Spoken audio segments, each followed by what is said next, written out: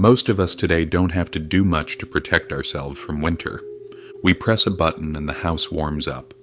We sit behind thick windows, simply watching the cold outside. When we get bored, we turn on a screen and let time pass. But in the Middle Ages, winter was a much more serious matter. When winter arrived, people didn't just feel cold. Daily life changed. The amount of work that could be done decreased, and food supplies began to run out quickly. And everyone thought about the same question. Would what they had be enough to last the winter? After the 1300s, winters in Europe became noticeably harsher. What we now call the Little Ice Age meant long, dark, and dangerous winters, especially during the late Middle Ages. The risk of famine and disease was always present.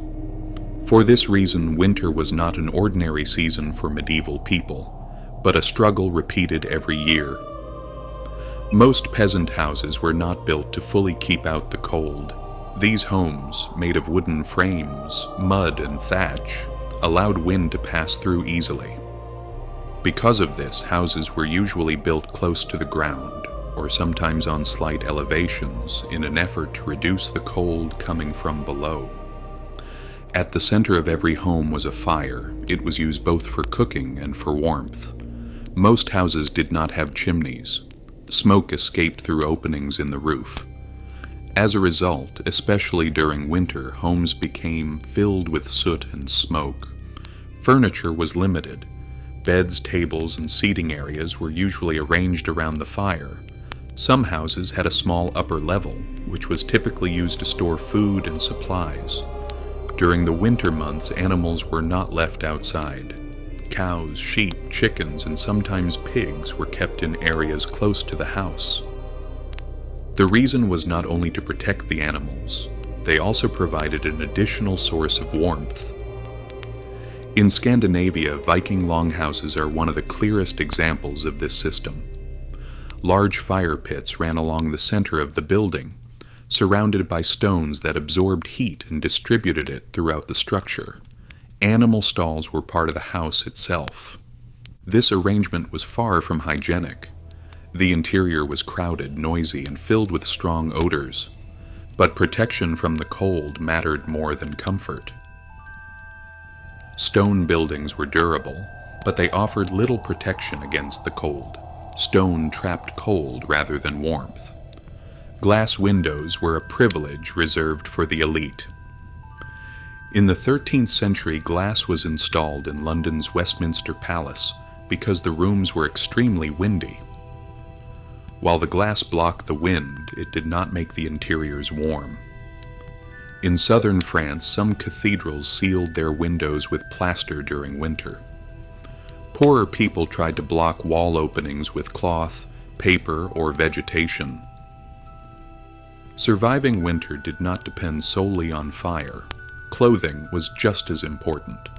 The first layer usually consisted of linen undergarments, which protected the skin and were easier to wash. Over these, people wore woolen clothing. Wool was heavy and itchy, but it provided warmth. During the cold months, cloaks, gloves, and boots were worn even indoors. Smoke, sweat, and the smell of animals mixed together. Wealthier individuals could use metal hand warmers. This was especially important for priests, as performing religious services with frozen hands was unacceptable. Heated stones or bricks were also placed in beds, wrapped in cloth and used in a way similar to modern hot water bottles. Fur was one of the most effective forms of protection against the cold. However, not everyone was allowed to wear it. In the 14th century, sumptuary laws regulated which social classes could wear certain animal furs. Rabbit, lamb, and fox fur were usually restricted to specific groups. Hunting without permission could result in severe punishment. The cold did not come only from nature, but also from social order.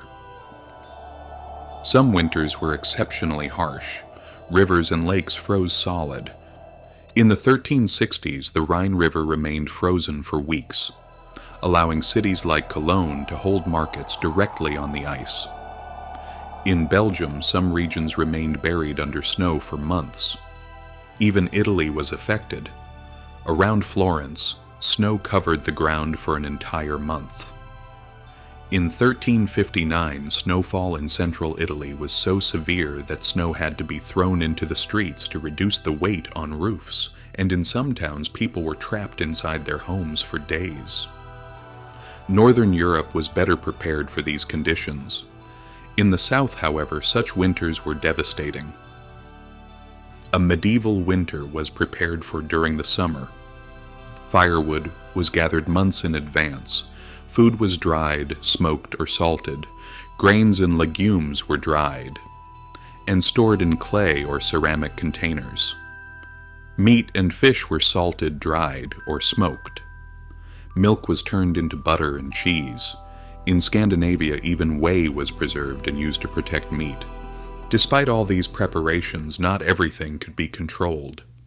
In 1315, Europe was struck by extreme rainfall that devastated agriculture. Crops rotted in the fields.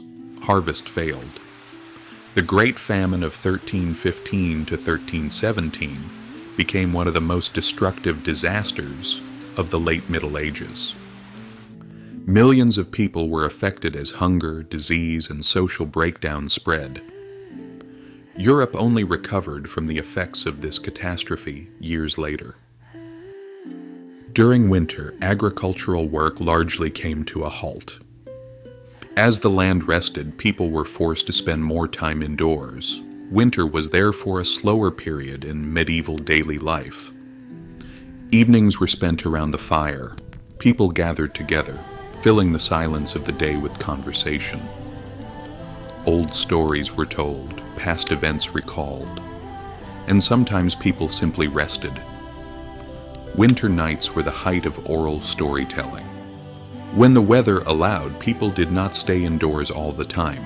Snow became a playground for children. People slid down hills and threw snowballs. Frozen rivers and ponds were used for skating. The earliest skates were made from animal bones or smoothed pieces of wood, later replaced by metal-supported skates. These scenes are clearly depicted in medieval manuscripts and wall paintings.